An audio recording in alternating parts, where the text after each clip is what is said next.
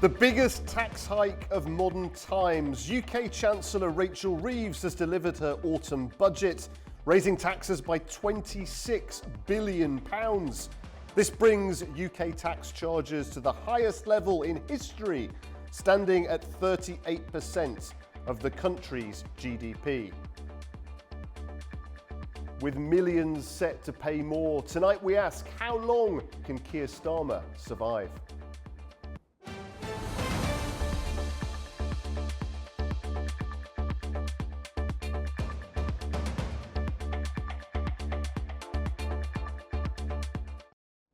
Good evening. The budget that many had feared and few had welcomed got off to a terrible start earlier today. In an apparent mistake, many key details were released early, causing some panic and confusion amongst political and economic analysts alike. When the details were finally confirmed by the Chancellor herself, the atmosphere quickly became as bleak as many had predicted.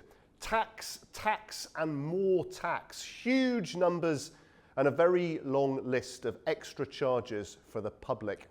Here are just a few examples. A new mansion tax, adding extra charges to properties worth over £2 million. An extra £1.5 billion worth of charges placed on companies with new corporation tax rules. More taxes on pensions, new taxes on electric cars, fuel duties which come into effect next year, giving some people perhaps one last winter to keep warm.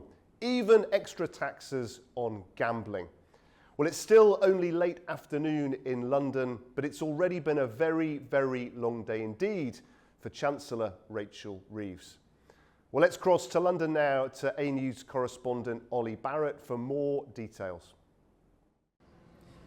Well, Guy, this was an extraordinary budget, completely unprecedented to see what we saw in the moments before Rachel Reeves got to her feet, with the Office for Budget Responsibility mistakenly effectively publishing her budget in advance before she was able to set it out in the Commons. When she did get to her feet in the Commons, she was visibly furious with the OBR.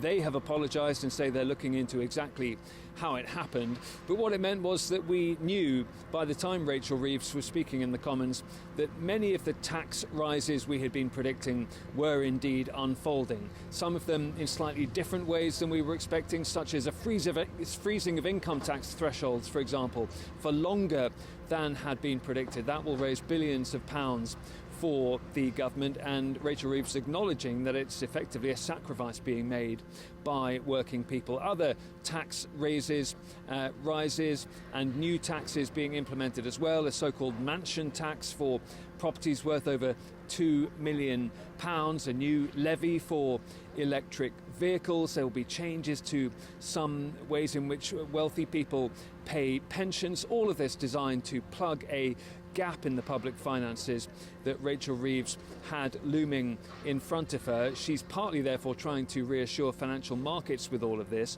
She's also very much trying to satisfy Labour MPs who've been very restive in recent months, many of them disappointed with the direction of travel the government has been taking. One measure designed to play to that particular audience, the removal of a cap on benefits for children at 2 children only. That is being removed, and Rachel Reeves says that will mean poorer families can move more children out of poverty as a result. Now, the Conservatives say all of this is a complete mess. The opposition say Rachel Reeves should resign for coming back for huge tax hikes and increases a year after saying she was done, really, with all of that in her budget last time around. They say that these are difficult decisions that Rachel Reeves describes them as, that the government's being forced into through mistakes of its own making. We will have to watch in the coming hours and days how all of this lands, whether any of it unravels, whether that spooks financial markets, because if this budget doesn't land well with financial markets, with Labour MPs, with the electorate, with some combination of all of the above, the political pressure on this beleaguered government, which has been languishing in the polls, will only continue. To discuss this now, let's bring in the political analyst Philip Churn, who is in Devon in the UK. for us. Philip, good to see you as always. Let's start by going back to the start of the day. This apparent mistake by the OBR, the Office of Budget Responsibility. I mean, what's going on here? Was it just an error? Was it a deliberate leak, perhaps? What should we read into this? I think there'll be a lot of people trying to read lots of different things into this. I think, in reality, it probably was most likely an administrative error, not least because the OBR as an organisation has nothing to gain from leaking its own data a little bit early. But the timing is really quite awkward because it starts to feed suspicion at the moment just when we're trying to establish trust in lots of institutions. And one of the biggest problems is that it starts to mean as well that people are focusing on this, on the OBR mistake, rather than on the policies that Rachel Reeves is bringing in. So she had been trying to bring this budget in to try and create this picture of all the great things that the government is doing, in her view. But everybody's sort of focusing on this mistake.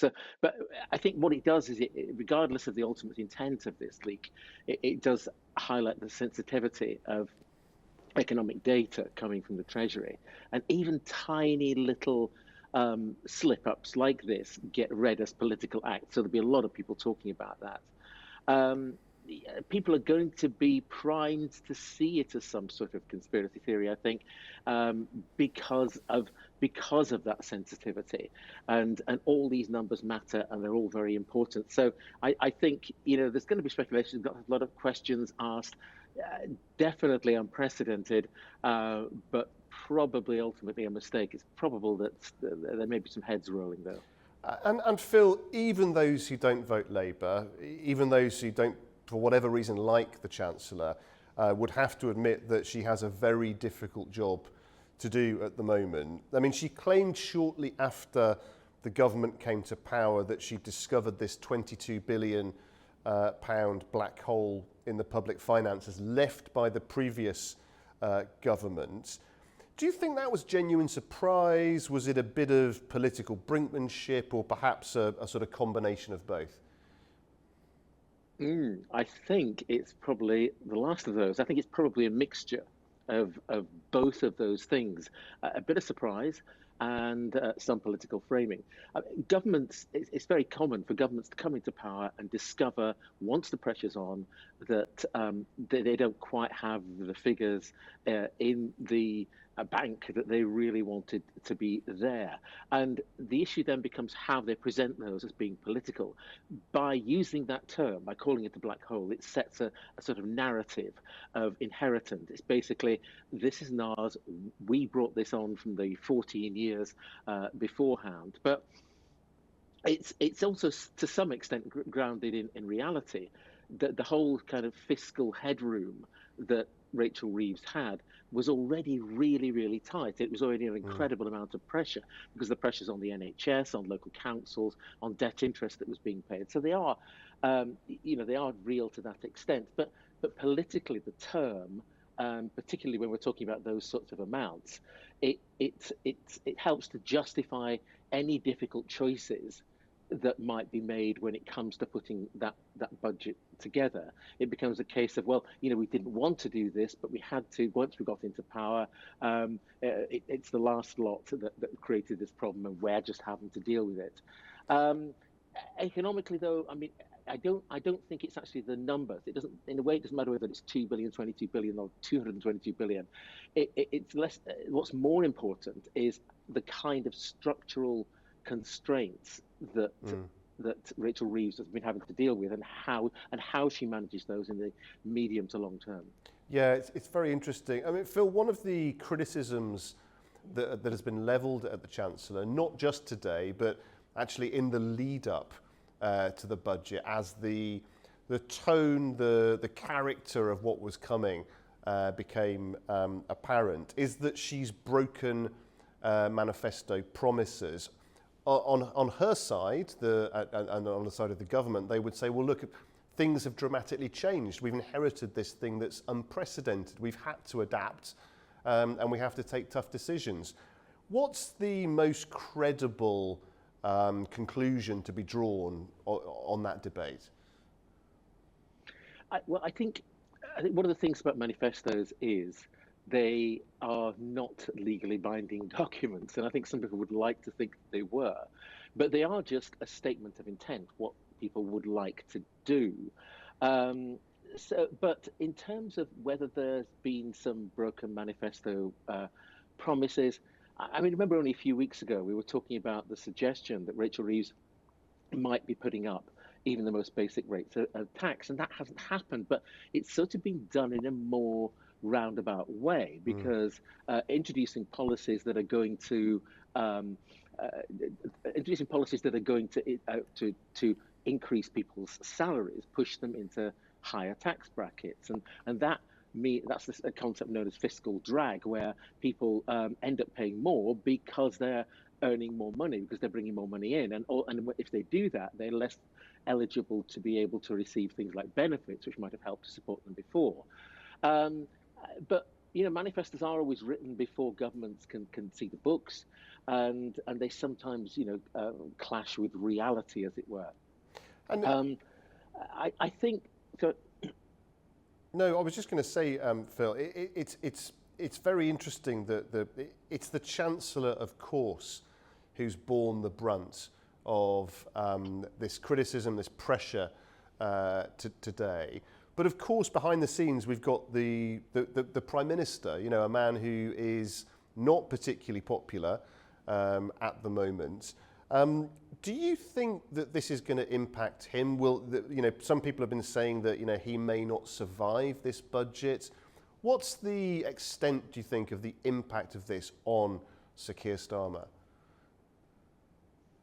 Well, the cop-out answer there would be to say it remains to be seen. I think the other side of that is that we can also refer to history a little bit. Now, you're a young man, Guy. I'm a bit older than you, and I can Thank you very much. Thank you. When I can remember when Mrs. Thatcher first came into power, and for the first couple of years she was regarded as the most unpopular prime minister that had existed for many years. Inflation was high, unemployment was high, there was no faith from businesses and everything else, and incredibly unpopular. And then obviously she Re-elected, went on to win several more elections.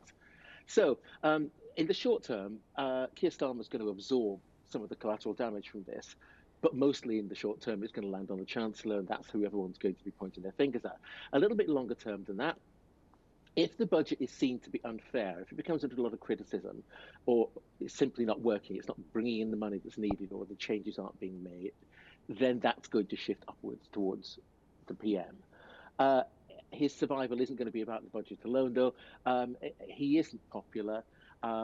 They need to be able to show progress on living standards overall across the board in the next 12 months to maybe 18 months or 2 years. So relatively short span, and that to get that sort of change with the kind of policies that have been introduced today is actually quite a shift. But the PM's challenge is going to be managing the people within his own party, the sort of the people who are loyal, and perhaps the people who are on the left are demanding more social change, more ambition, a more radical change, and he's still facing that. Again, he's got a difficult battle, and it will end up landing on his lap eventually. Yeah, it's very difficult, isn't it, at the moment for him? Obviously, you've pointed out within his own party, managing some of those big figures that possibly aren't entirely supportive of his agenda.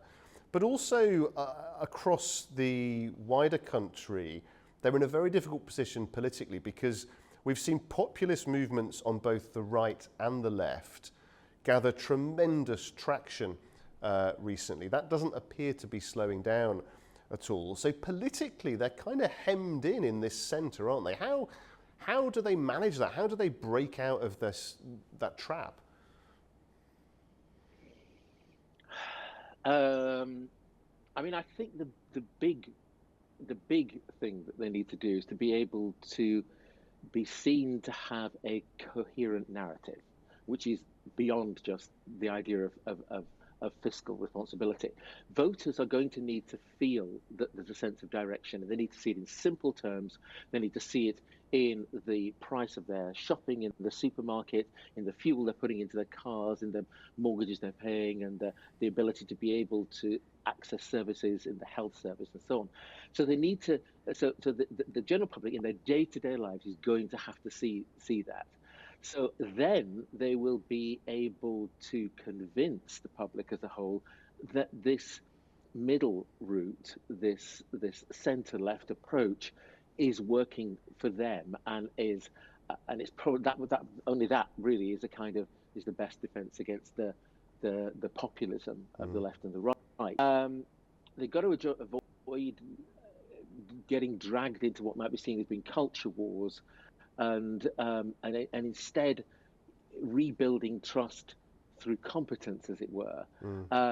But they do need to take on both the left and the right, and there's a very strong argument. You can either start to adopt some of their policies, and in some cases, the PM has been accused of doing that with reform and the immigration issues, and they have also been accused of giving in a little bit to the left when it comes to things like the taxes and the mansion tax, which is quite a radical policy.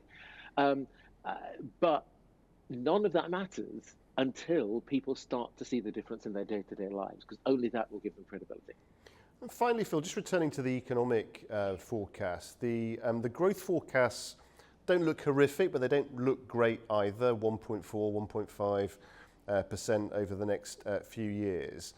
Do you think there's a danger, though, that the UK becomes stuck in a rut, a little bit like has happened in France, where the tough action required to rescue the economy is just politically unpalatable? So therefore, the nation gets into some kind of stalemate. What's needed to be done politically just can't be done. And so the country sort of gets locked in this sort of limbo almost. Yes, you're right that the growth figures are not at the kind of level, the growth forecasts aren't as good as they would have hoped, and low growth limits a lot of what the government can do politically. It makes it harder to take out ambitious plans. And yes, a little bit like France, when voters start to see stagnation, that things just not moving for years and years and years, that is when you start to see the rise of parties on the right and on the left, and we were seeing this in the UK very much right now. And so when governments that are in power, I think, don't seem particularly happy to undertake the kind of really radical major reforms, unable to do that because of the fiscal constraints on them, that's when people think, well, we're going to move to the right or the left in order to be able to get some sort of results. I think one of the challenges that the UK is going to face is to do with investment, and it's unlocking investment. And that's going to be to do with skills, and Rachel Reeves says she's trying to invest in that. It's planning reform to do with building and houses, making it easier to build all those houses that the government's promising to do but hasn't really done so far. Developing green industries, which again the government says it wants to do but hasn't done so far.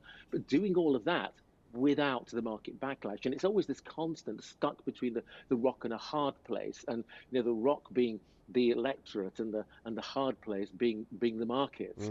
But if growth doesn't start to return, politics starts to become this kind of on the defensive rather than seen to be constructive. Then the stakes are really high for this government, and the first casualty of that is probably going to be Keir Starmer. Very good points indeed. Phil, it's always a pleasure to hear your analysis. Thank you very much indeed for joining us. After the break, we look at the US Deputy Secretary's regional tour and what Washington hopes to achieve across Turkey, Iraq and Israel. Do stay with us.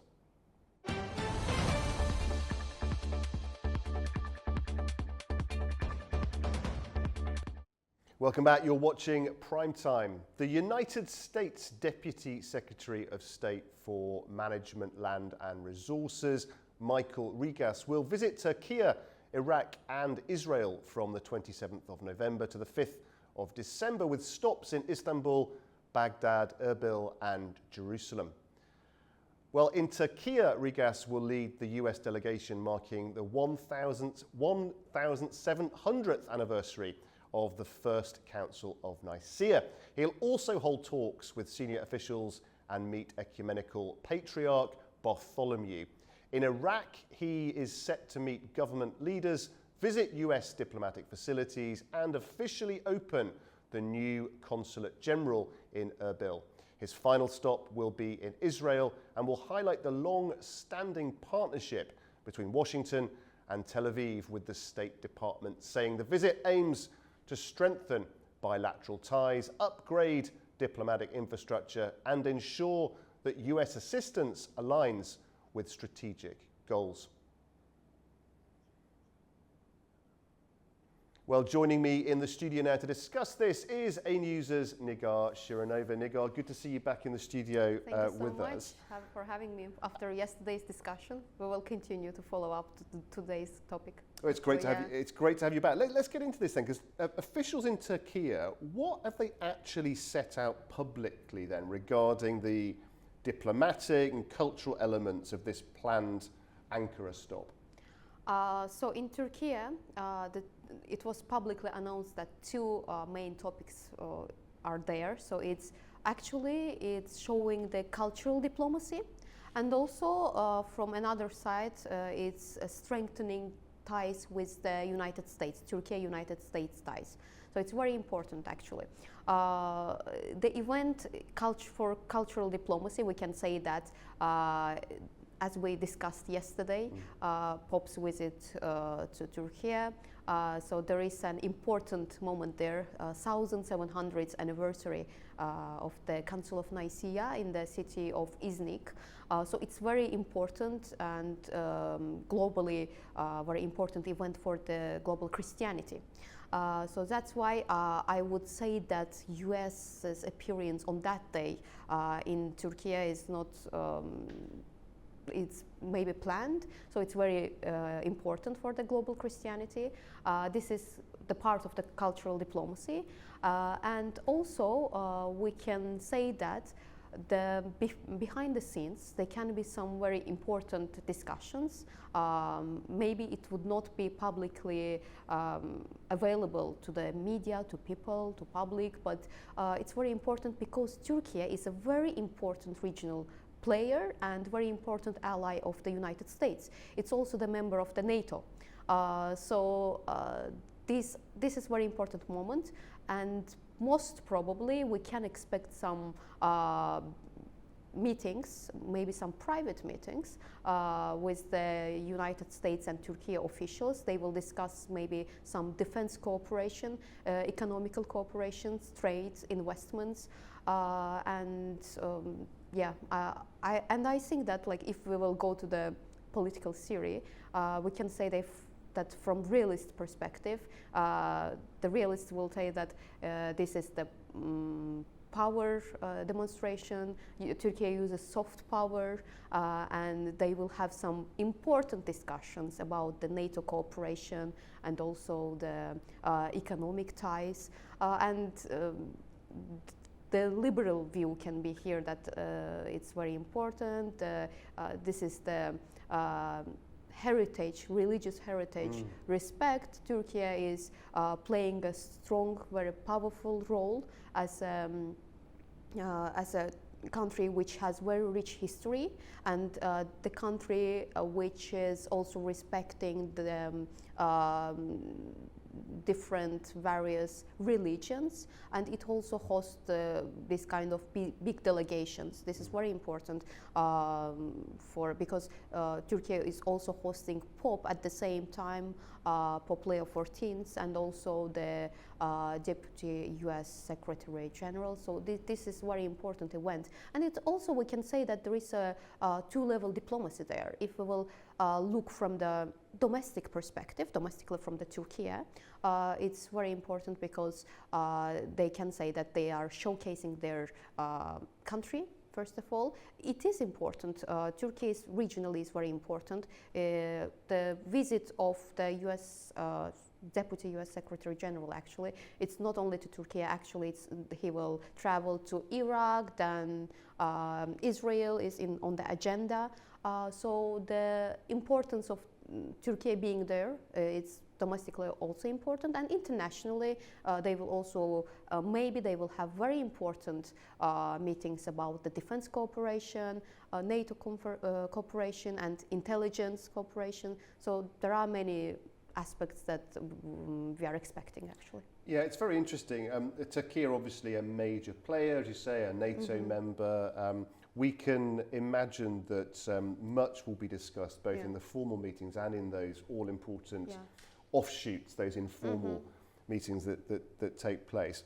You mentioned Iraq there. What about Iraq? I mean, it's very interesting this, isn't it? Because we've had the meetings confirmed in Baghdad and in Erbil, particularly in relation to what's happening in Iraq, what's happened over recent years, the political landscape, question marks about stability.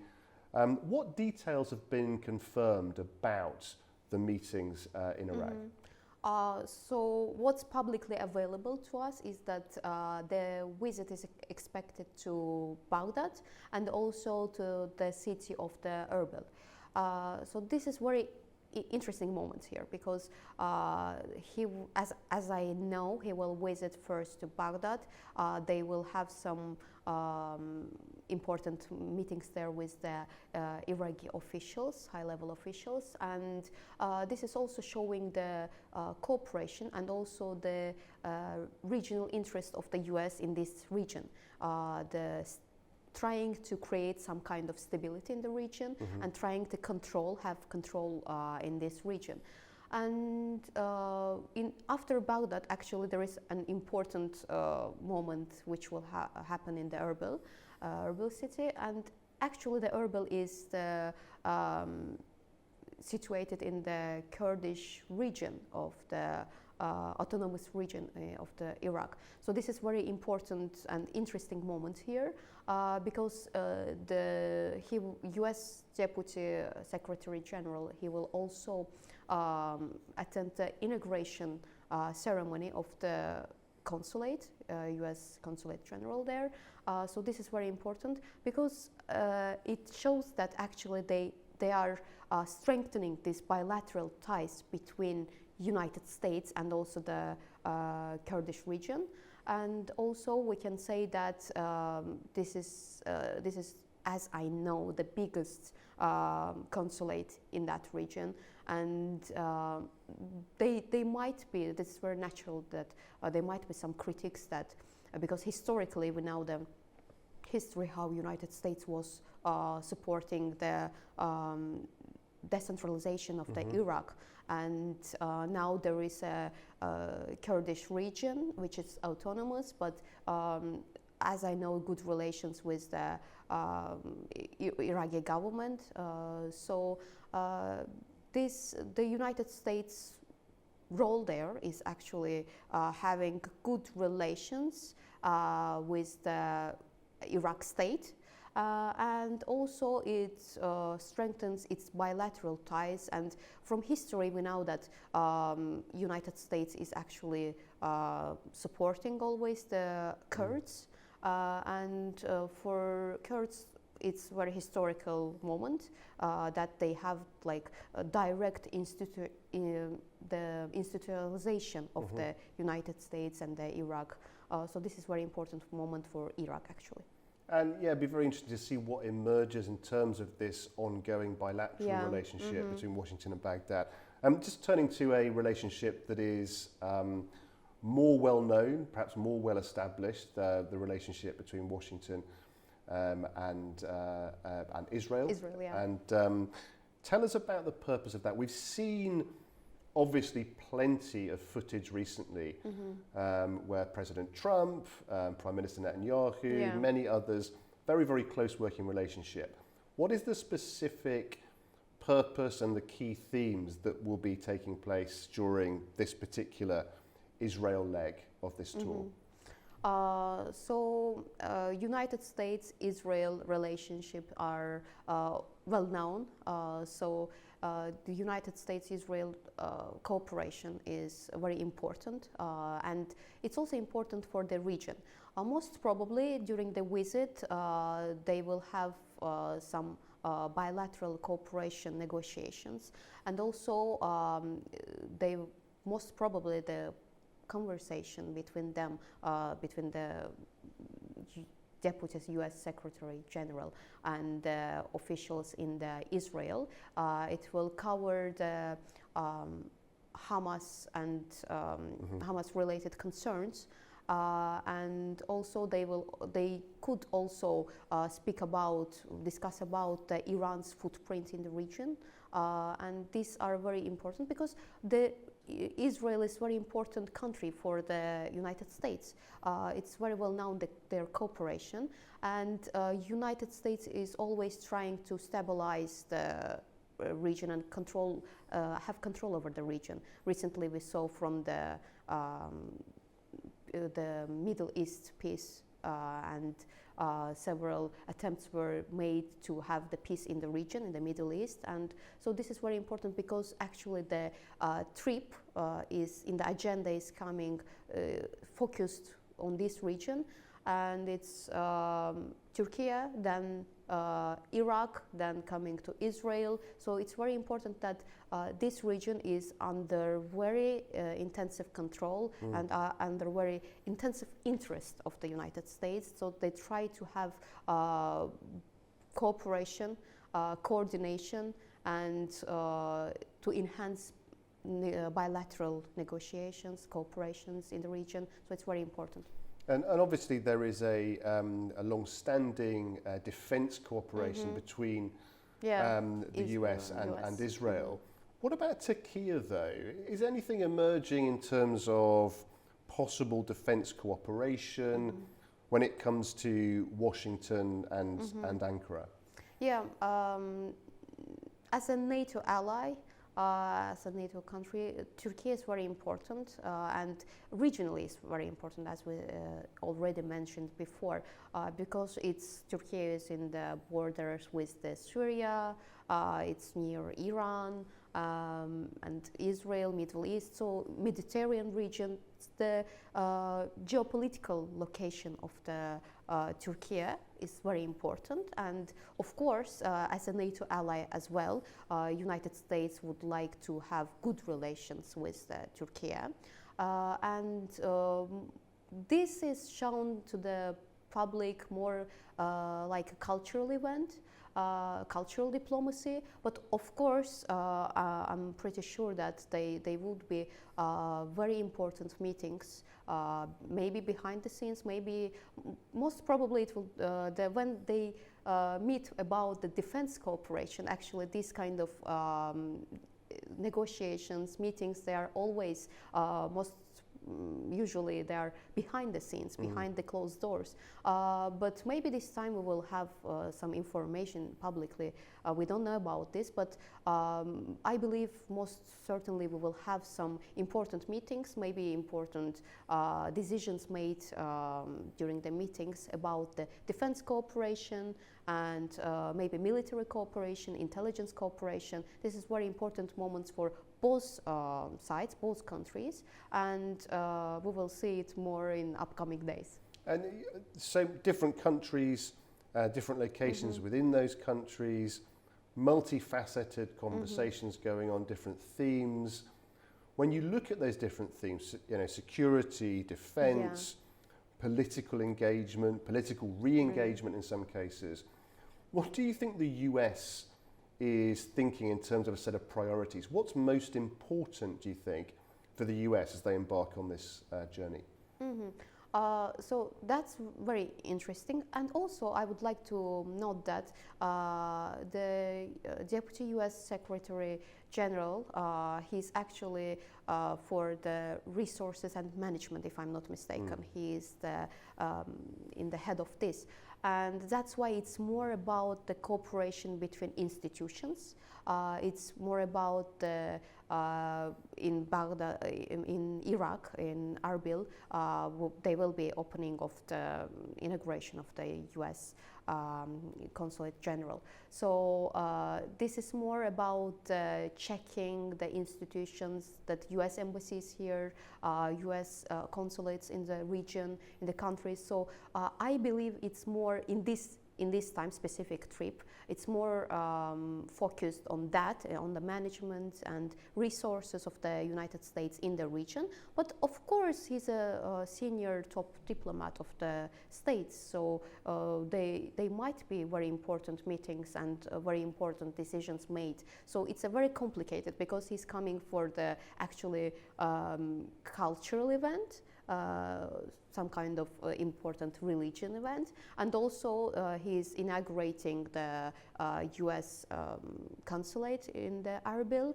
This is very important, and also he's visiting important geopolitical countries: Turkey, Israel, and Iraq. Both cities, Baghdad and Erbil. This is also very important for Kurdistan region, Kurds as well. So the agenda is actually very complex. It's not easy, and we would expect many things coming up from this trip, definitely. Well, it's going to be very interesting to follow the events, and I'm sure you'll keep us more than up to date. Nigar, thank you very much indeed for coming in. Thank you so much. Thank you. Okay, we'll take a very short break now. When we return, Andy Mioch will be with us breaking down the top business news stories of the day. Do stay with us.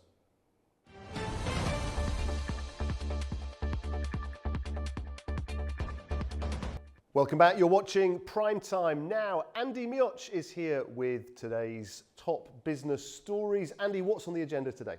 Well, Guy, tonight we'll be covering some major acquisitions, some news about oil exports restrictions, as well as a lot of car news, including on flying cars. Wow. So let's get to it. We begin with SoftBank's technology portfolio expansion. The group announced the acquisition of Ampere Computing Holdings for $6.5 billion in a major push for innovation in AI and computing. SoftBank Group said it bought American semiconductor design company Ampere Computing Holdings for $6.5 billion, completing a deal the Japanese conglomerate first announced in March. Santa Clara, California-based Ampere, which was founded in 2017, has become a wholly owned subsidiary of the Japanese company, according to an announcement on Wednesday.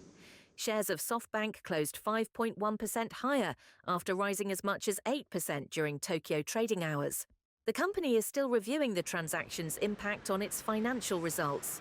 The group's founder, Masayoshi Son, who is Japan's richest person with a net worth of $51.8 billion, has viewed the Ampere deal as an integral part of his vision to drive innovation in AI and computing. Ampere uses technologies developed by Arm Holdings, a British semiconductor design firm majority owned by SoftBank. In November, SoftBank announced that it had offloaded the company's entire stake in chipmaker Nvidia for $5.8 billion. The proceeds from the divestment comes handy as the Japanese conglomerate seeks additional financing for its massive investment in ChatGPT owner OpenAI. SoftBank has committed to invest $30 billion in the firm. There's some news on the impact of the Western sanctions on Russian energy. India's imports of Russian oil are projected to fall to a 3-year low in December as Indian refiners seek alternatives to comply with tightening restrictions under a heap of international pressure. India's Russian oil imports are set to hit their lowest level in at least 3 years in December. That's according to trade and refining sources cited by Reuters. It would be down from multi-month highs seen in November. The sources said it's due to refiners turning to alternatives to avoid breaching Western sanctions. Britain, the EU and the US have tightened sanctions on Moscow over the war in Ukraine. Washington's latest measures targeted top Russian producers Rosneft and Lukoil. Buyers of Russian oil had until November 21st to wind down dealings with the two firms. Separately, the EU has set a January 21st deadline, after which it will decline fuel from refineries that handled Russian crude within 60 days of the bill of lading. One source said that bank scrutiny following the latest US sanctions has made Indian state refiners extremely cautious, adding that India is likely to get 600 to 650,000 barrels per day of Russian oil in December. Most Indian refiners have stopped buying Russian oil. India is also under pressure to buy more US energy after Washington doubled tariffs on Indian imports to 50%, citing New Delhi's buying of Russian oil. In the world of robo-taxis, Waymo has rolled out its freeway service in Los Angeles, San Francisco, and Phoenix. The company said it works with local law enforcement to address the added risks of high-speed driving. Alphabet's autonomous vehicle unit, Waymo, rolled out its freeway robo-taxi service on Wednesday in Los Angeles, San Francisco, and Phoenix, marking its first paid rides on high-speed roads. Waymo, which already operates in parts of the San Francisco Bay Area, is also expanding to San Jose, including Mineta San Jose International Airport, its second airport service after Phoenix Sky Harbor. Waymo's communications department said the service stretches all the way from Santa Monica to downtown LA. To address the added risks of high-speed driving, Waymo developed new freeway-specific protocols in coordination with local highway patrols and safety agencies. Its autonomous system includes redundant safety measures designed to maintain control even if one component fails. Freeway service will begin with a limited group of early access users, with availability expanding over time as Waymo monitors performance and rider feedback. As the US robo-taxi market heats up, Waymo's freeway launch underscores how the company is striving to differentiate its offering through full autonomy, broader coverage, and faster point-to-point travel. Still with autos, China's Great Wall Motor aims for annual production of 300,000 vehicles in Europe by 2029, and the company is currently exploring options for potential sites of its new factory. China's Great Wall Motor is targeting annual production of 300,000 vehicles by 2029 in Europe, where it is scouting locations for its first car plant in a battle to revive flagging regional sales, a company executive said. GWM teams are scouting sites for the factory in Spain and Hungary, among other countries, president of GWM International told Reuters. Labour and logistics costs are among the myriad considerations complicating the choice of location, as GWM will initially need to ship components to the target market for assembly. The automaker is also monitoring the European Union's industrial policies, with an eye to changes in the investment climate and custom duties. Chinese automakers are increasingly looking to expand overseas as a way of escaping a brutal, prolonged price war touched off by domestic overcapacity. However, their efforts to boost sales in Europe and other major auto markets have met with higher tariffs on electric vehicles, where Chinese brands are most competitive.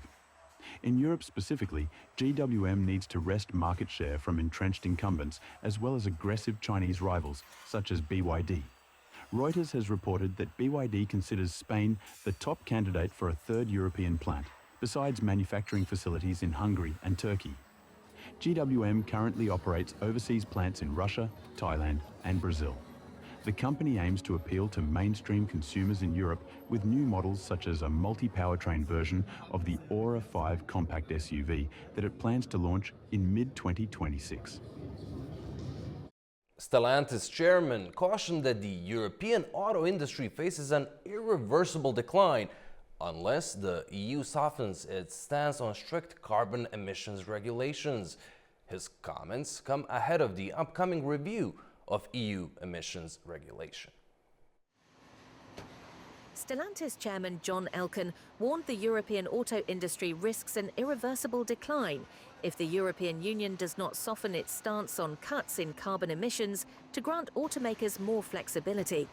The European Commission is due to present a package of proposals for its scheduled review of EU carbon emissions regulation for the auto industry on December 10th. Elkann said the auto industry had drawn up a package of proposals to give automakers more flexibility on emissions targets and that this would allow the sector to avoid the feared decline. Proposals from the industry include allowing plug-in hybrids, range extenders and alternative fuels beyond 2035, averaging 2030's interim carbon reduction goals over several years, introducing a wide vehicle scrappage scheme and adapting regulation to favour small car production. Now for some unconventional car news. A-Ridge, XPeng's flying car subsidiary, is testing equipment at its factory to mass produce its land aircraft carrier model. The company says the plan is to be able to assemble a flying car every half an hour. A-Ridge, the flying car subsidiary of Chinese electric vehicle maker XPeng, is testing the automated equipment at its factory that will one day mass produce its land aircraft carrier flying car. A-Ridge's product includes a vehicle that carries an eVTOL, or electric vertical takeoff and landing vessel. The factory in South China's Guangdong province will mass produce the eVTOL portion of the product with capacity to make 10,000 modules per year. A-Ridge says once it's fully operational, the factory will be capable of assembling one aircraft every 30 minutes. The company is now awaiting clearance for the various certificates that must be in order before mass production can take place. The first is the type certification, which the company expects to obtain before the end of the year. Well, that's all we had for the business brief today. Back to you, Guy. Andy, be honest, if a flying car turned up to pick you up tonight from A News Studios, would you trust it? Would you get in it? Maybe not tonight, but let's give it a couple of years. Let's see how it goes. Yeah, that's a good, very, very wise indeed. Thank you very much, Andy. Great selection tonight. Okay, after the break, we turn to Ukraine's latest talks with European partners and Washington's renewed push to advance negotiations with Kyiv and Moscow. Do stay with us. Welcome back. You're watching PrimeTime. Ukraine met European partners on Tuesday under the Coalition of the Willing format, pressing for firmer security assurances as Washington steps up efforts to close out a peace agreement. Well, the United States has now moved into a new phase of its diplomatic push, dispatching envoys back to Kyiv and Moscow after a week of intensive talks in Geneva. When it comes to security, there is nothing to divide. Ukrainian President Volodymyr Zelensky says he's ready to advance a US-backed framework for ending the war with Russia and discuss disputed points with US President Donald Trump in talks he said should include European allies. He made the comment in his speech at a virtual meeting with senior leaders and representatives from the Coalition of the Willing's 35 member states on Tuesday. The gathering was co-chaired by French President Emmanuel Macron, UK Prime Minister Keir Starmer and German Chancellor Friedrich Merz. During the discussion, leaders reaffirmed their unwavering support for Ukraine and stressed the need for a just and lasting peace. President Zelensky said any future settlement must be backed by robust and credible security guarantees for Ukraine. We cannot relax or forget that Ukraine still needs defense support, security support, support of our resilience every day. And as long as Russia has not taken real steps toward demobilization, real steps to shut down its war machine, steps that would clearly show that Russia is serious about ending this war of aggression, we do not have the right to stop working to support Ukraine. We must protect lives, strengthen air defense. Frozen Russian assets were also a key point of discussion. Starmer said the UK was ready to move with the European Union on providing financial support to Ukraine based on the value of immobilized Russian assets. We need to keep the pressure on Russia. We must move forward with a full embargo of Russian energy. We, the UK, are ready to move with the EU on providing financial support based on the value of the immobilized assets. This is the best way to show Putin he should negotiate rather than trying to outweight us. Meanwhile, Macron announced a new joint task force led by France and the UK with US and Turkish participation to define the detailed terms of Europe's military support in a future peace deal. Nous avons décidé d'avancer tout particulièrement sur deux choses dans les prochains jours.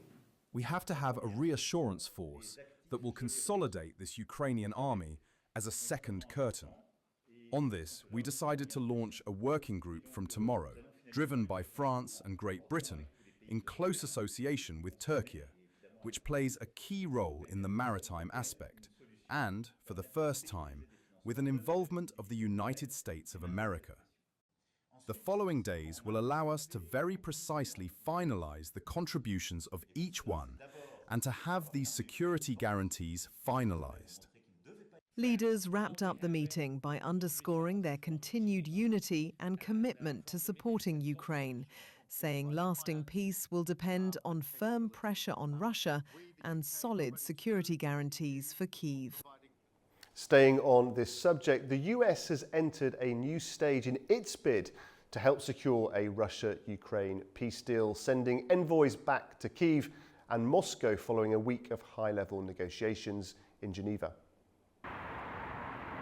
The United States has opened a new round of shuttle diplomacy after a week of talks in Geneva. President Donald Trump says the revised plan is nearly complete, with only a few issues outstanding. Army Secretary Dan Driscoll is meeting the Ukrainian side, while envoy Steve Witkoff prepares for fresh talks with President Putin in Moscow. The Kremlin has confirmed Witkoff's visit. Putin aide Yuri Ushakov says a preliminary agreement is in place for him and other US officials involved in Ukrainian affairs to travel to Moscow next week. Regarding Witkoff, I can say that a preliminary agreement has been reached that he visits Moscow next week, along with several representatives of US administration who are involved in the Ukrainian affairs. Ushakov also commented on the recent leak of a phone call between senior US and Russian officials, calling it an attempt to hinder the ongoing contacts. I guess to hinder. It's unlikely that they do it to improve the Russia-US relations which are now being built through these contacts, including ones over the phone. From Kyiv, President Volodymyr Zelensky said the Geneva talks produced a clear framework for moving forward with the United States and European partners. Now we have a good result from Geneva, and from the meetings and talks that took place there, Ukraine has the framework developed by our teams in Geneva. That framework is on the table, and we are ready to move forward together with the United States of America, with personal engagement of President Trump, and with Europe, with leaders, and with all partners who have their strengths and capacity to help. And I'm ready to meet with President Trump, and there are sensitive points to discuss. We have them still. While speaking to reporters, Trump said the timing is less important than results. I don't have a deadline. You know what the deadline for me is? When it's over. And I think everybody's tired of fighting at this moment. They're losing too many people. Trump also described the revised plan as a step-by-step process involving border lines and territory issues he called long and complicated. Well, that was just a map. All that was is a map. That was not a plan. It was a concept. And from there, they've taken each one of the 28 points, and then you got down to 22 points. A lot of them were solved, and actually very favorably solved. So we'll see what happens. It's a long, complicated process, and very, very sad because so many people have been killed. Steve Witkoff is going over, maybe with Jared. I'm not sure about Jared going, but he's involved in the process. Smart guy, and they're going to be meeting with President Putin, I believe, next week in Moscow. Witkoff's Moscow trip will be his 6th since the war began, and US officials say any breakthrough now depends on narrowing the remaining territorial and security points.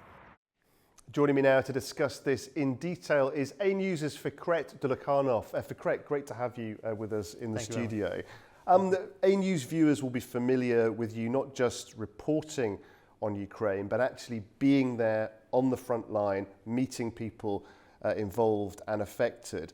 What do we know so far about where things stand at this point in the current peace talks process? Well, thank you very much, Guy. First of all, I'd like to mention that the process which is going on now, it's a multi-layered process. It's not going on only on one track, because the official track has been just completed in Geneva, and we already know that there is some kind of refined peace proposal coming out of it.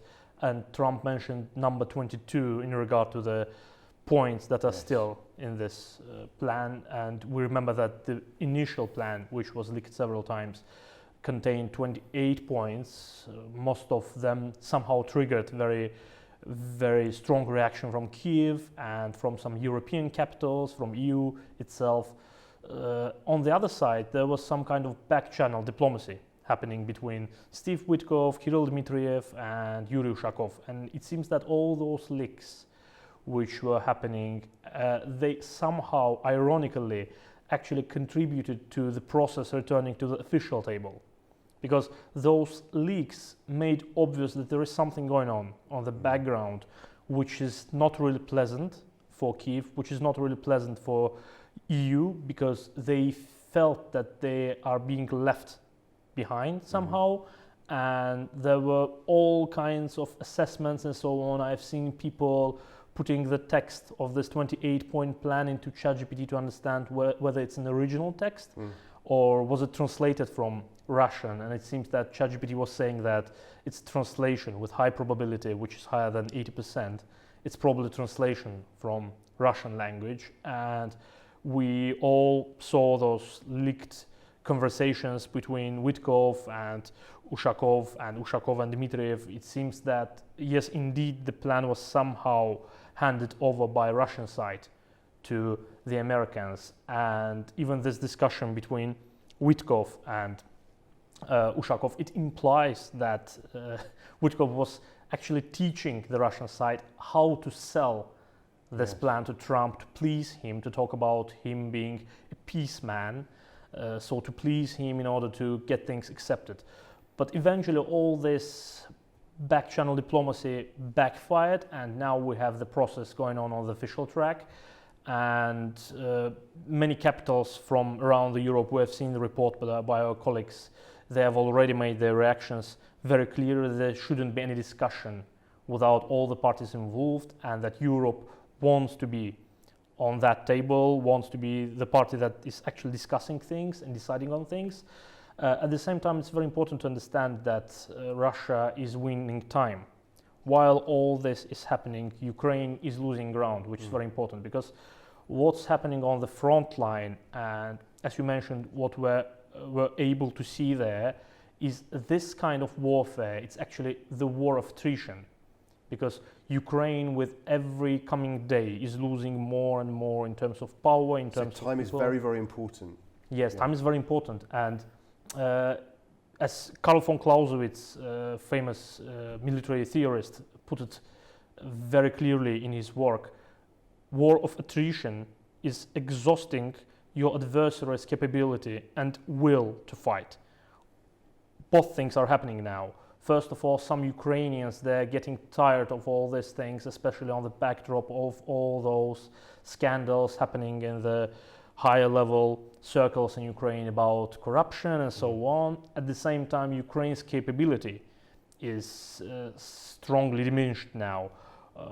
Russia is taking more and more cities. It seems that Pokrovsk is almost lost. Ukraine is now on the northern outskirts of the city, and Russia has managed to actually close the cauldron in Myrnohorod, in Donetsk, and in Zaporizhzhia direction, Russia is also advancing very fast, which is not really nice, both in terms of people, because Ukraine is losing more and more people with every next day, and also in terms of morale, because all this news, they're affecting the people who are making decisions, and they're affecting the people of Ukraine.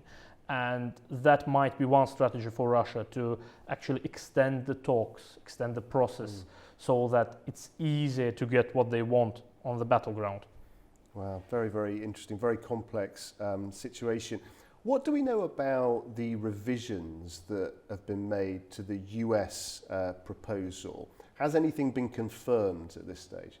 There were several versions regarding that. Trump mentioned the number 22 without going into details. Earlier I saw a report by ABC, they mentioned the number 19, and they were saying that according to their sources, 2 points that were indeed removed was the cap on the AFU Ukraine military number of people, of soldiers, because we know that in initial proposal it was a cap of 600,000, and it seems that this cap has been removed from the current version.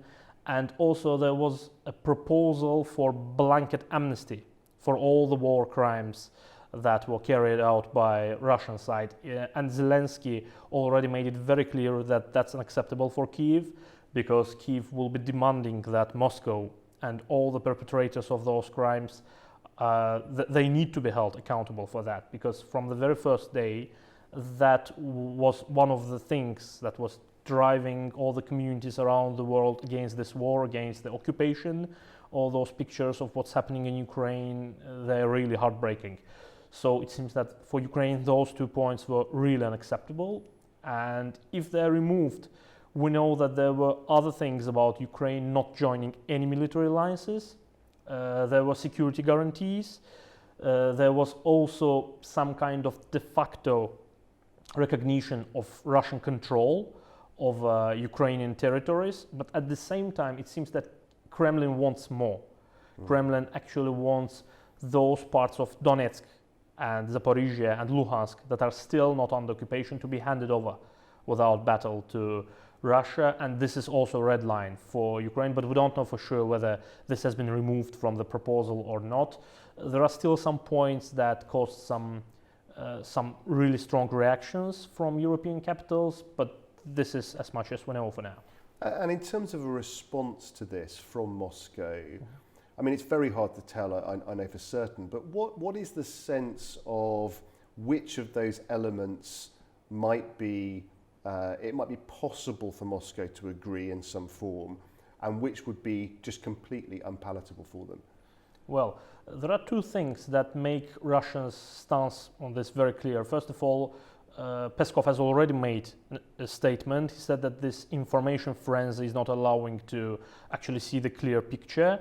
And according to him, the only proposal that exists for now is this initial 28-point proposal. Even though we know that something has already been amended in Geneva, Russian side says that this document has just been passed to them, so they were not able to see what's inside and they need to assess it. And Russian side makes it very clear that they will be talking only to the American side. And for them, this is something that's happening between Washington and Moscow.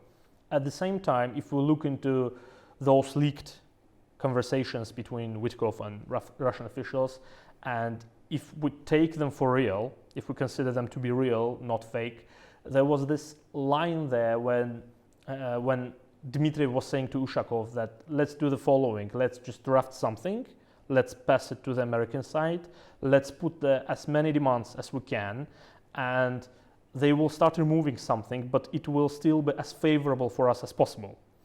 If it's really what happened, then we can understand that for Russia now it's a game of trying to get as more demands as possible from the US, from the American side, because they clearly see that the US, they're trying to achieve this peace no matter what.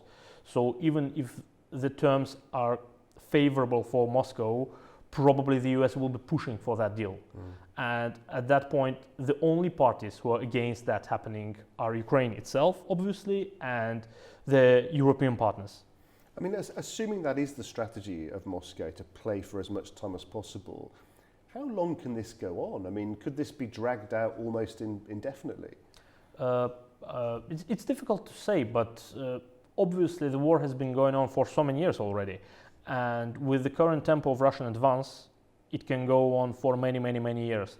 The problem is that the time is playing on Russia's side, because Russia has more resources, and it's obvious that Russia has already managed to fully refurbish their economy and to build a warfare time economy which allows them to scale up more and more, which is unreal for Ukraine currently, because first of all, the US has largely cut all kinds of military help to Ukraine. At the same time, Ukraine lacks enough personnel. That's very important to understand, because you can use drones, you can use all kinds of equipment, artillery and so on. You can fire rockets, planes, but you still need people to be on the ground. You still need people to keep positions. And that's what's happening now, because it seems that Ukrainian positions, Ukrainian front line is actually collapsing, because they don't have enough people and they don't have enough people on the second line as well to actually pull back and to be able to hold positions on the back front. This is not happening because the moment they pull back, Russians will advance more. So the only strategy for them is to fight till the end. But because the Ukrainian resources are more limited, at some point the rate of Russia gaining more land will grow on exponentially, and it will be difficult for Ukraine to stop that.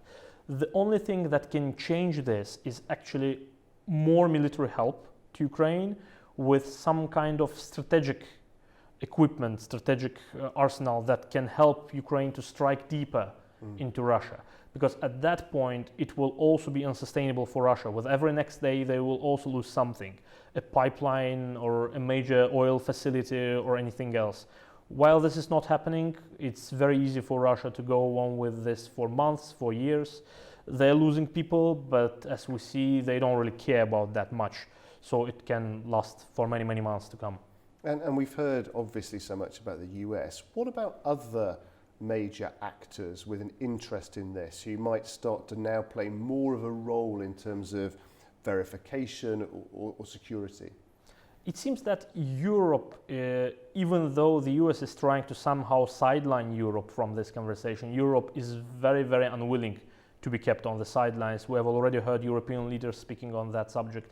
Also, Ursula von der Leyen recently used this phrase consisting of 3 points: no talking about Ukraine without Ukraine, no talking about Europe without Europe, and no talking about NATO without NATO. What's important here is specifically the third point, which makes it clear that the Europeans, they don't want to see NATO as an American facility. They clearly understand that the ball is on their pitch now and they need to do something. And this initiative of the coalition of willing, who are actually supporting Ukraine, they can and probably they need to do more, because political push is very important at that stage, at least for some of those points to be removed from the peace proposals, at least for Ukraine to be kept on the table of negotiations. But at the same time, Ukraine needs real help on the ground, which is Europe is still unable to deliver enough. So Europe is an important player, but they cannot hold Ukraine in this war forever. At the same time, there are other parties like Turkey, who made many attempts and is clearly willing to play some role in negotiations. Remember that the very first talks, they were happening in Turkey between Russia and Ukraine. There were many versions regarding why it didn't happen, why Ukraine decided to pull out of that, but we'll not speculate now. And Turkey is still willing to do something. There were also talks in Abu Dhabi, so it seems that UAE, they are also willing to take some kind of mediator role. But at the same time, it's very important to understand that when we're starting to talk about any important real steps, like for example using Russian frozen assets or giving Ukraine specific guarantees, there are not enough countries willing to undersign, because they understand that the moment they do this, they will have full list of responsibilities and they will need to step in to actually do things. So what's happening behind the tables is very important, but at the same time, on the ground, things are very different, and we don't really see any of those major players doing enough to support Ukraine. So it seems that the only major player that can change something is still the US, with all those long-range missiles and so on and so on. Fikret, for your analysis here and for your reporting from the front line, we thank you very much indeed. Thank you. Thank you. Okay, after the break, we take a look at the latest news stories coming up from the region. Do stay with us.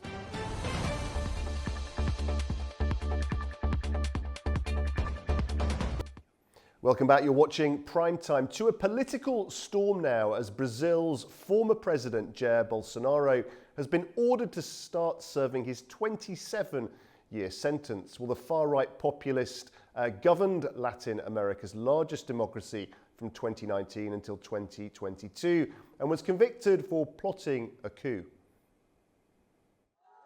Brazil's Supreme Court has ordered that former President Jair Bolsonaro begin serving his 27-year prison sentence for plotting a coup after his 2022 election loss. Justice Alexandre de Moraes ruled the case has reached its final judgment and that no further appeals are possible, meaning the 70-year-old will start his term in a federal police jail cell in Brasilia, where he has been held since Saturday. The four judges, Alexandre de Moraes, Flavio Dino, Cristiano Zanin and Carmen Lucia, said Bolsonaro poses a flight risk and has repeatedly violated court orders. The ruling ends more than 100 days of house arrest. Authorities said Bolsonaro used a soldering tool on his ankle monitor ahead of a planned supporters' vigil outside his home, which the court said could disrupt police surveillance. In a custody hearing, he claimed medication-induced paranoia and hallucinations that led him to believe the device was wiretapped and denied any intent to flee. Justice Flavio Dino wrote that Bolsonaro's admission of tampering shows a clear violation of judicial measures and increases the risk of escape. Federal police have also previously reported that he considered seeking asylum abroad. Outside the federal police headquarters, left-wing activists celebrated the ruling, while supporters demanded amnesty and insisted the former president is the target of political persecution. Okay, joining me now in the studio to discuss this in more detail is A News's Orkan Amashov. Orkan, great to have you back in the studio with us. Walk us through this then. How did the case reach this point and what finally triggered that jail order? Guy, it was the event, this whole story involving Bolsonaro all started, I suppose, back in 2022. One may say it started in 2018, but let's start with the year 2022, the year of election in Brazil. It was one of the most polarized and most radically fought elections in recent history of Brazil. Bolsonaro against Lula back then, and effectively Bolsonaro never acknowledged the outcomes of that election, always questioned the legitimacy of the election, also called on these people to question it very actively. And all of those developments, the post-election atmospherics, led to the 8th of January storming of the supporters of Bolsonaro into three vital institutions of Brazilian federal state of Brazil, namely Congress, Presidential Palace, and also Supreme Court. And then the legal proceedings started. First of all, Bolsonaro, former president, currently jailed president, faced two distinct challenges. One was a pure electoral challenge, and the Supreme Electoral Court of Brazil banned him from holding any public office until 2030.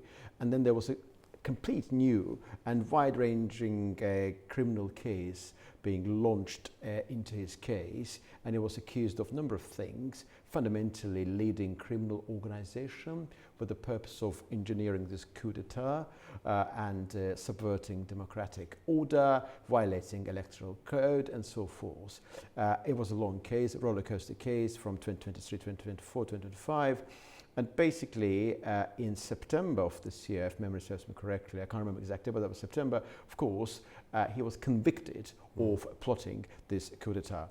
And what happened on the 26th of November is not conviction per se, it's actually a decision on the enforcement of conviction, which was triggered by the flight risk analysis issued by the court. And what have we heard from Bolsonaro himself since this ruling was handed out? What Bolsonaro is saying, it's no brainer, effectively. What he's saying is that it's a politically motivated case.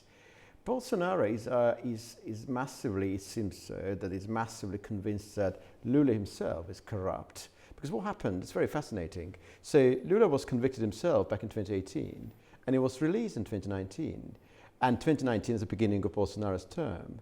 And then Lula was released, and then effectively his conviction was annulled. And that's the reason back in 2021. So he made it back in 2022. There was a political battle, and Bolsonaro was under the impression, or was absolutely convinced in terms of articulation, that his return would have resulted in communist takeover. So basically what Bolsonaro is saying, he's saying that I'm completely innocent. This is a politically motivated case, and the court, they all supported the government's line, and therefore he's on the right side of history. So in what Bolsonaro said over the past few days, I have not noticed anything extraordinary. But it's Brazil after all. It's big. I've always say, as I'm sure you will remember, covering and analysing the first week of COP30. It's a fascinating country, guy. It's a 210 million population, very diverse society, indigenous population in the Amazon basin, and it's a very polarised society. Well, yeah, tell us more about that, because as you say, A News viewers will remember your reports from Brazil. You met people from the indigenous communities, you met obviously people from around the world at the conference, all sorts of people that you met on your travels. What did you get in sense of the mood of the country when it comes to this kind of political polarisation?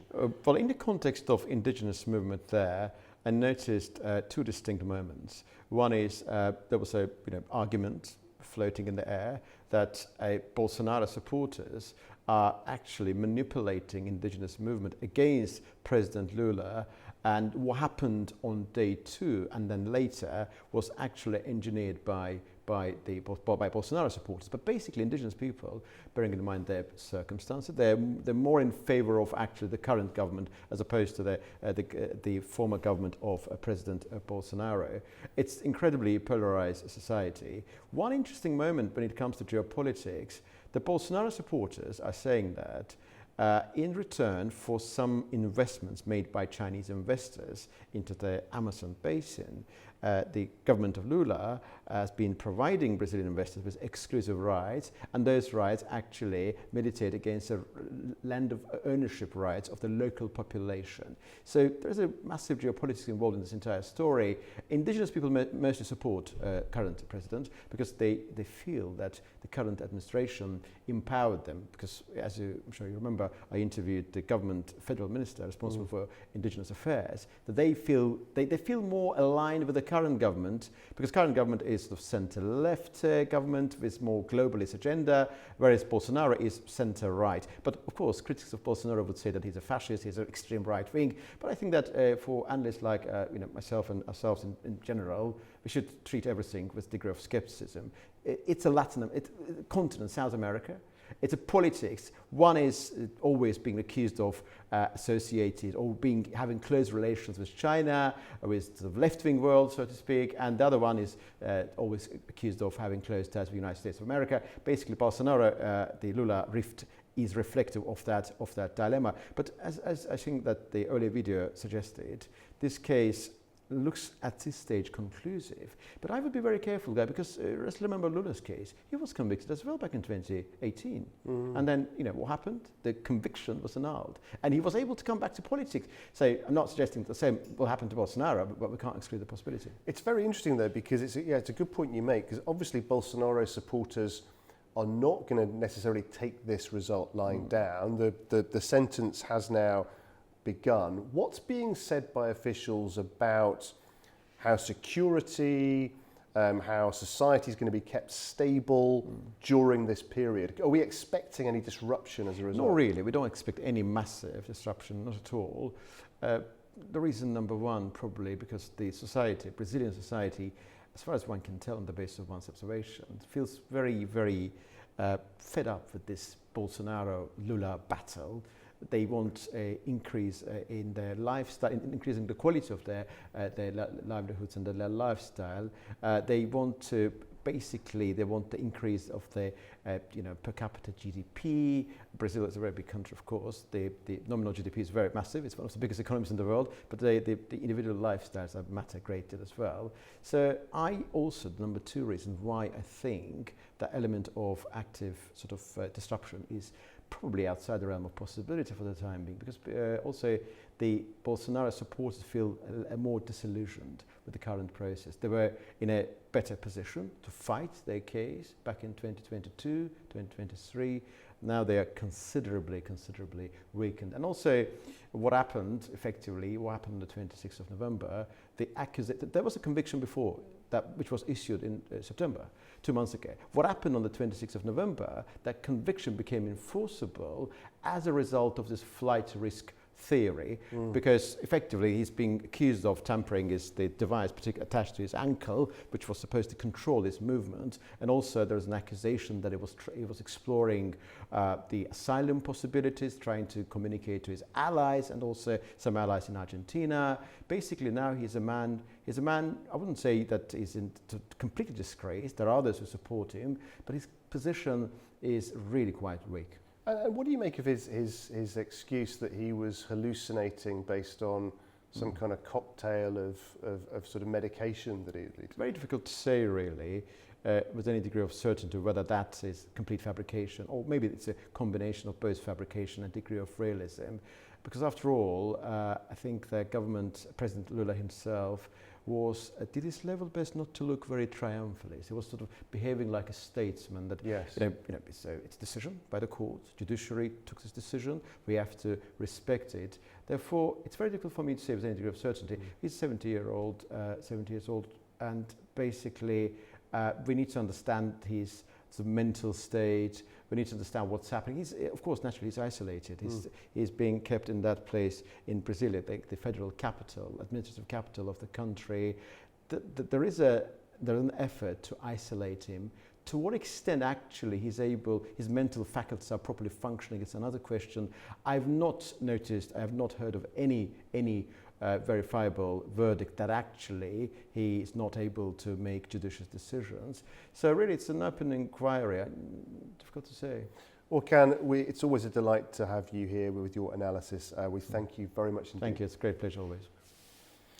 After the break, Iran's top diplomat is in Paris for high-level discussions at a moment of renewed movement in sensitive regional diplomacy. Do stay with us.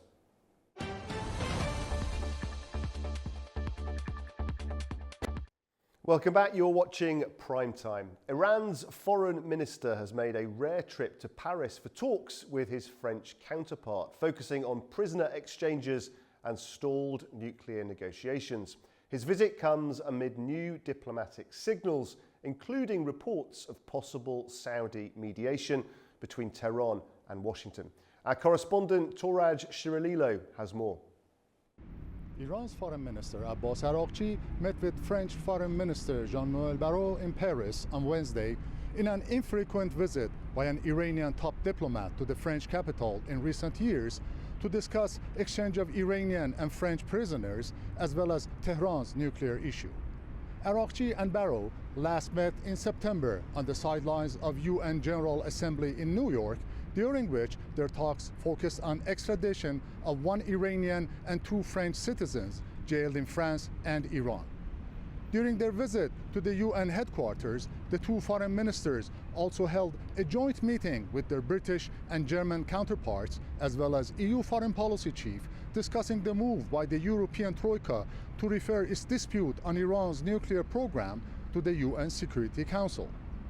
Earlier in August, France, together with Germany and the UK, also known as E3, called for reinstallment of UN nuclear sanctions on Iran before Resolution 2231 expired in September.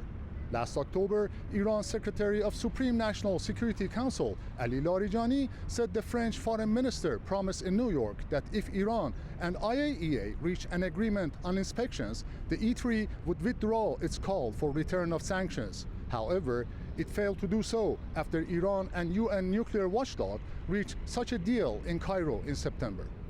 Araghchi's visit to Paris coincides with unconfirmed reports that Iranian President Masoud Pezeshkian, in his letter to Saudi Crown Prince Mohammed bin Salman last week, has agreed with mediation of Riyadh in the nuclear dispute between Tehran and Washington. Toraj Shirililo, Tehran, A News.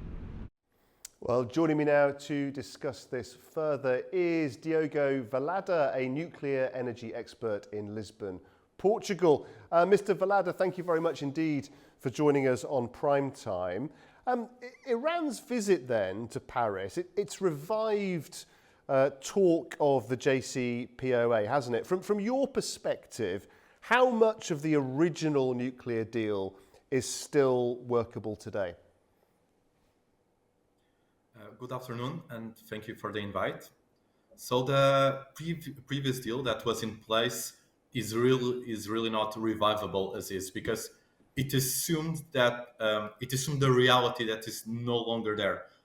For example, the levels of enrichment at the time when the deal was made in 2015 are completely different than what Iran has now, which we know that it has uranium, enriched uranium, up to 60%, and there's also other aspects of concern. So, for example, before 2015, there was the monitoring by the International Atomic Agency. So the agency knew how much uranium was there, what level of enrichment, the stock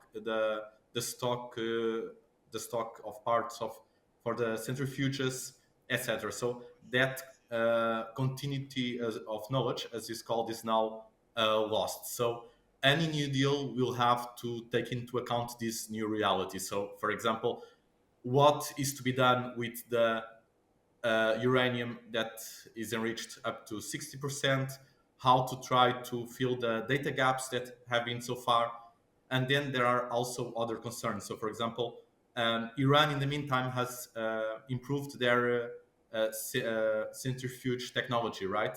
And technology and the knowledge is something that's hard to roll back. So it can be used at most as a template, but it will have to take into account this new reality, which is hard to roll back. And if we look at what could be possible going forward, if we look at Iran, the US and European partners, what are they going to need to be in place? What conditions are those actors going to require in order for credible progress to be made? Yes, that's a good question, and it's a tough topic because the different sides are all wanting different things, right? So Iran is posing as a first step to resume talks,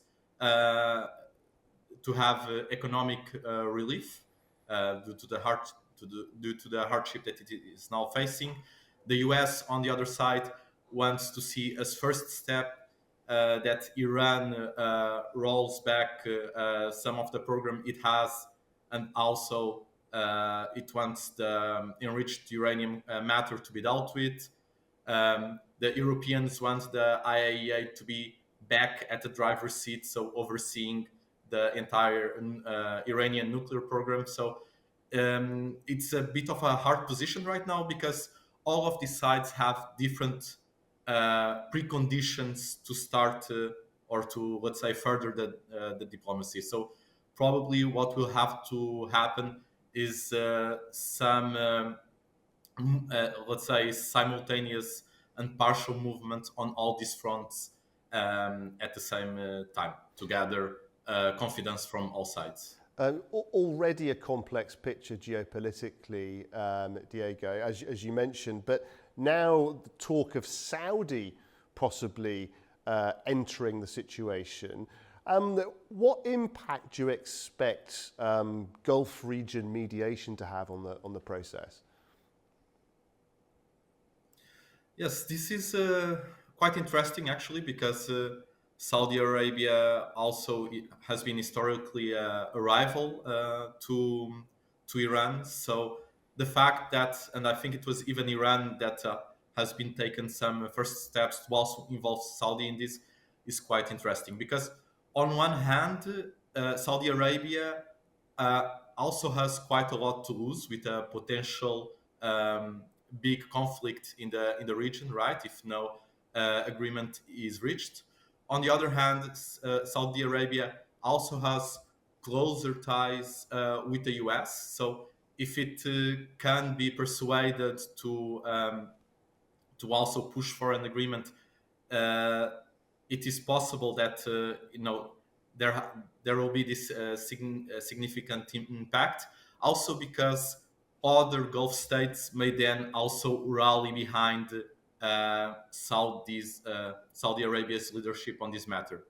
And furthermore, obviously, Saudi Arabia is a quite important player on the global stage, since a lot of the world's oil and gas is sourced from there. So it certainly has leverage on the matter. It has stakes on the matter because it would be, it has quite a lot to lose, right, in such a conflict, and is certainly intent on reestablishing stability in the region. Mr. Diogo Valada, we thank you very much indeed for your analysis. Thank you for joining us from Lisbon. To more regional news now. The European Union and Central Asian countries gathered in Tashkent for the third EU Central Asia Economic Forum, where regional leaders and international experts discussed trade, connectivity and new opportunities for sustainable cooperation. Our correspondent Seville Rajaparova met the General Director of the Turkic Investment Fund, the first dedicated financial institution focused on economic cooperation, trade and sustainable development across the Turkic world. Let's take a look at what he said. This forum is very important for the collective future of Central Asia from different aspects. As you know, this European Central Asian Gateway is addressing 4 critical dimensions, including critical resources, digitalization, regional connectivity, transportation, middle corridor, and green energy transition. And we see a growing importance of the region from all aspects. The region itself is a land of geography, which affects trade, turnover, and access to global markets, which is further constrained by access by underdeveloped transportation infrastructure, as well as insufficient digitalization of customs and logistics. Having said this, we also the region holds immense promise. It is a natural bridge between East and West, and it has a dynamic population, young dynamic population, and it is the region rich with the energy resources, critical rare minerals, which is also called by new oil by the president of Kazakhstan. And it's no coincidence that in the past over 2 decades, the region attracted more than 630 USD investors. And here comes actually the importance of the region from every aspect. And for this one, we need to collaborate approach for further integrating, collaborating the resources to mobilize resources for the potential new future-ready resilient economies of the region. And this European, as you know, European Central Asian initiative creates 12 billion investment to the region. And out of this amount, 3 billion is going to be directed only to middle corridor transportation infrastructure, where not all the engaged countries, but also all international organizations, financial institutions need to collaborate more to magnify, to multiply the effects into the region. Thank you so much. How positive investment can develop since it started? Yes, actually, the Turkic Investment Fund is mandated to catalyze sustainable growth, regional trade turnover, promotion of trade integration among the member states. Our share capital is right now 600 million USD, and our member countries are Azerbaijan, Hungary, Kazakhstan, Kyrgyzstan, Turkey, and Uzbekistan. And we are recently our investment policy has been adopted by the board of directors, and we are planning to start our investment operations in the beginning of 2026. And one of the important mandates and one of the important initiatives that we are going to allocate the funds is going to be digital and physical infrastructure, production hubs, logistics, transportation, and so forth. So middle corridor and I would say digitalization of customs and logistics is top on our agenda. And we are very much interested in regional projects like Tabarata, China, Kyrgyzstan, Uzbekistan Railway, and so forth. Actually, we are planning to partner with like-minded financial institutions to start with forward financing, co-investments in the region. And the Central Asia, of course, is our top priority as of now. And we are planning our investment policies. All of the adopted investment policy has 3 stages, which is establishment phase, scaling and optimum phase. And in the establishment phase, we are going to start with only loans. We will do co-financing for investments with regional finance, reputable international financial institutions. And further, we will integrate also equity and guarantees. In your opinion, which sectors are most beneficial to invest in Central Asia? In Central Asia, as I mentioned before, the region is landlocked geography, and it needs, it has a constraint for accessing the global markets. And the underdeveloped transfer structure and also sufficient digitization of customs and logistics. That's why the priority should be, from our standpoint, is to invest in transportation infrastructure, logistic infrastructure. We are considering a lot of different projects right now. We are approaching to financial institutions, international financial institutions, to explore what opportunities we have. Of course, it's very important to also engage private sector. That's why public-private participation is going to be the tool that we will promote more. I would say that it's Turkey Investment Fund first financial mechanism of the Turkic vote. It's first ever international financial institution of the Turkic vote, and it has a political backing of the countries. Our governors and board of directors are the deputy ministers. They provide huge support, and we are planning to facilitate dialogue. Not only we don't want to be only just as financier of the projects. We also want to be act as a player who will coordinate capital flow into the region, who will coordinate the important the policy dialogues, and other factors that can increase collaboration, integration among the member states. As you know, there's a big momentum in promoting Middle Corridor, which is about Zengezur Corridor. Zengezur Corridor is a 43-kilometer connection between the mainland of Azerbaijan and Nakhchivan, which will further enhance trade efficiency in coming years. Because as per the World Bank report, if we continue investments into the Middle Corridor, the cargo shipped through corridor is expected to reach to more than 11 million tons by 2030. I would say in generally there are big opportunities, there's a big momentum, and we have a backing from our governments. Huge interest, as you see over here, by different financial institutions, different companies, and we should play active role in connecting the dots to address several challenges that we have in the region. The challenges are scattered finance across the region, and also not collectively from centralized governance of the projects in Central Asia. And of course, since there are usually this type of projects carry high risks, it can be also sometimes hard to attract private sector.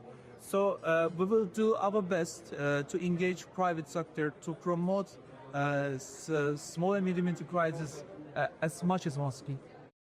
Well, from the Turkic world to Turkey itself, and the country has been hosting the first day of the 11th World Halal Summit and Halal Expo. This year's event features halal cuisine, showcases international conferences and business meetings to foster global trade and strengthen commercial ties. A News' Alia Iman has more.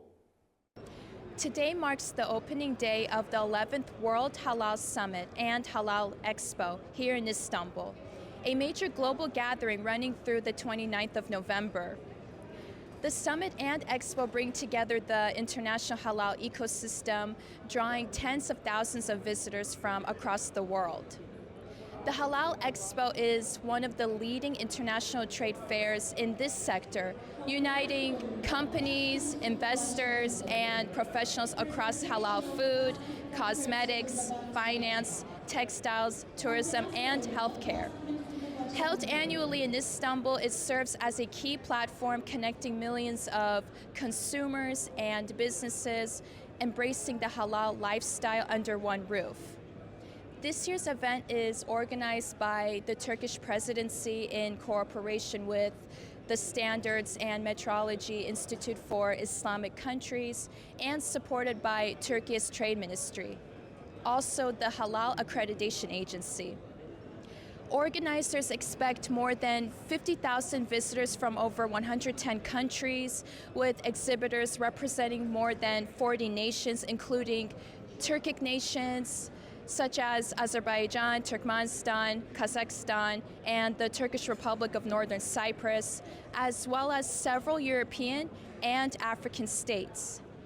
I had a chance to interview participants from Azerbaijan and Japan, and they provided their insights and their representation on the Halal Expo.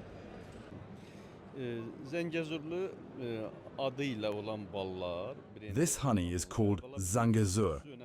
We showcase honey collected from the flowers of the Karabakh region. The region is home to a rich variety of flowers, which attracts strong interest from visitors. Halal is the sign which shows the cleanness and then the food is prepared properly. So for me, I don't want to promote halal only Muslim. I want to promote halal to non-Muslim as well. So I try to make it very entertaining for my contents. But when I teach what halal is, I am very careful because sometimes Japanese people do not really understand what halal is, and there is still misunderstanding. And I try to differentiate what halal certificate and a Muslim friendly because it's very different. Turkey's Minister of Trade, Ömer Bolat, attended the official opening and toured both international and domestic pavilions.